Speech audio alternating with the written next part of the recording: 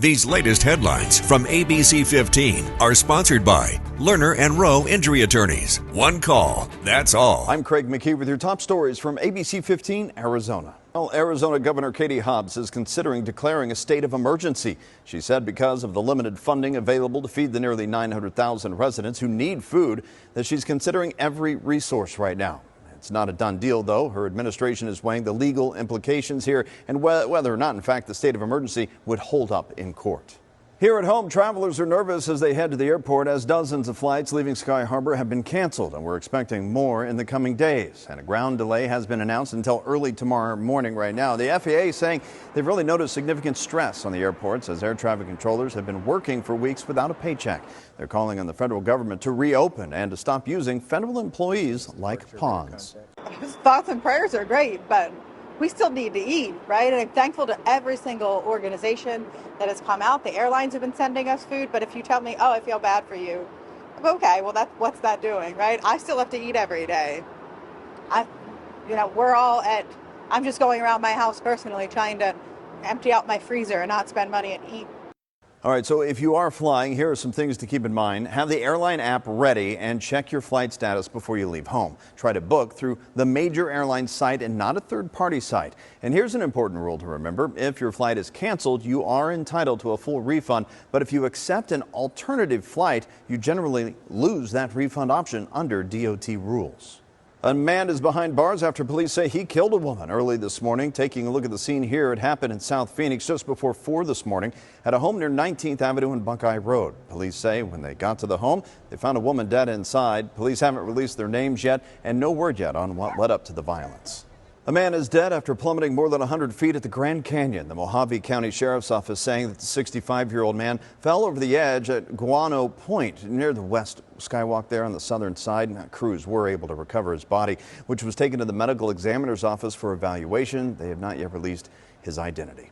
In Maricopa County, elections workers telling us they found 2 sealed boxes filled with returned ballots. The ballots were inside a blue drop box. The tamper seal on the boxes were not broken, they say, and they were mistakenly put in a blue drop box rather than returned on election night. After finding them, they were moved down to the chain of command here so they can be signature verified and then processed for tabulation. They discovered the boxes when election workers were inspecting equipment from voting locations across the county. Now to an ABC15 update, 44 days and counting. Arizona's newest member of Congress still no closer to finding out when she'll be sworn in. Senators Mark Kelly and Ruben Gallego demanding Speaker Mike Johnson swear in Representative-elect Adelita Grijalva while speaking on the House floor on Thursday, calling on colleagues to pass a resolution to get the District 7 Democrat sworn in. Why does Speaker Johnson refuse to swear her in? Because he's doing everything he can to prevent accountability for those connected to the Epstein investigation. He knows that as soon as Adelita is sworn in, she'll be the final signature needed on a petition to release the Epstein files. The effort was blocked on Thursday. The Congresswoman-elect telling our news partners at KTAR that she does hope to be sworn in next week without court intervention. We reached out to Speaker Johnson's office again for an update this week, and we'll let you know if and when we hear back. Now check this out. Police dogs are competing for the ultimate prize, the title of top dog. More than 70 teams from across the U.S. are in Scottsdale this weekend for the Desert Dog Police Canine Trials and Safety Expo. The teams are competing in a series of real-world scenarios and obstacles there. A panel of judges will ultimately score the canines and handlers based on agility, speed, canine obedience, and more. The two-day competition kicks off tomorrow morning at 8:30 at the Westworld of Scottsdale.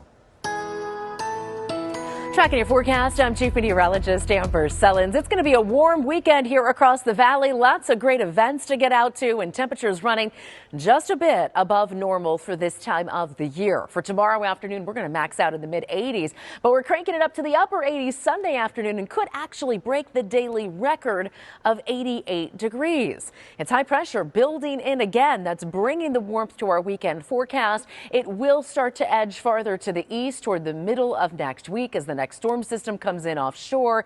This is going to bring some cloud coverage, some slightly cooler air, and maybe some rain to parts of Arizona toward the end of next week. Until then, our valley forecast stays sunny and dry. The potential record breaker of 89 is as high as we'll go.